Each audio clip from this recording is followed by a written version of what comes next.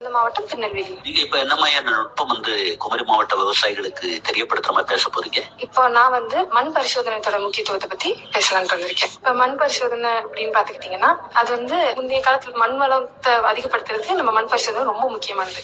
இது 1965 ஆரம்பிக்கப்பட்டது. இது மண் பரிசோதனையில எப்படி நம்ம மனிதனுக்கு தேவையான உடல் அளவுல சர்க்கரை அளவு, இரும்பு சத்து எவ்வளவு இருக்குன்னு தெரிஞ்சுக்கணுமோ, அதே மாதிரி நம்ம மண் பரிசோதனையிலேயே இது மூலமா தெரிஞ்சுக்கலாம் மண்ணில் எவ்வளவு சக்தி இருக்கு. மண்ணினுடைய தன்மையை அறியணும் அப்படின்னா மண்ணை எப்படி எடுக்கணும், எந்தெந்த இடத்துல எடுக்கணும், அப்படிலாம் ஆலோசனை சொல்லியிருக்கீங்களா? அல்லது அந்த மாதிரியான நுட்பம் சொல்லணும்னு விருப்பப்படுறீங்களா? அந்த மாதிரியான நுட்பங்கள் நான் இப்போ ஷேர் பண்ணிக்கலாம்னு நினைக்கிறேன். இப்போ ஒரு ஏக்கர் சராசரி ஒரு ஏக்கர்னு பாத்துக்கிட்டீங்கன்னா 4 இடத்துல எடுத்துக்கிட்டு மண் மாதிரி எடுத்துக்கணும்.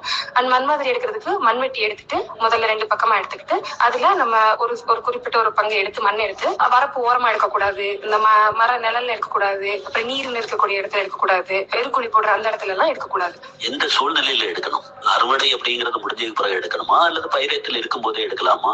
ஒரு பயிர் அறுவடை முடிந்து இன்னொரு பயிர் சாகுபடி பண்றதுக்கு முன்னாடி அந்த நடுவில் இருக்கக்கூடிய காலகட்டத்துல நம்ம மண் மாதிரி எடுத்துக்கணும். நான் இவ்வளவு நாள் நான் மண் பரிசோதனையே பண்ண இல்ல, மகசூல் எடுக்காமலா இருக்கேன் அப்படின்னு கூட குதர்க்கமா ஒருத்தர் நினைக்கிறாருன்னா அவருக்கு என்ன பதில் கொடுக்குறீங்க? இந்த மாதிரி மண் பரிசோதனை அவங்க எடுத்தா இன்னும் மகசூல் அதிகரிக்கும், குறை செலவு இதுல கம்மியாகும். தேவையில்லாத ஒரு அளவுக்கு அதிகமா நம்ம போட்டுட்டு இருப்போம். அதை கரெக்டா நம்ம பரிசோதனை செஞ்சு நம்ம போட்டோம்னா குறை செலவு குறையும், நிறைய மகசூல் இது மூலமா நமக்கு கிடைக்கும், செலவுகளும் கம்மியாகும்.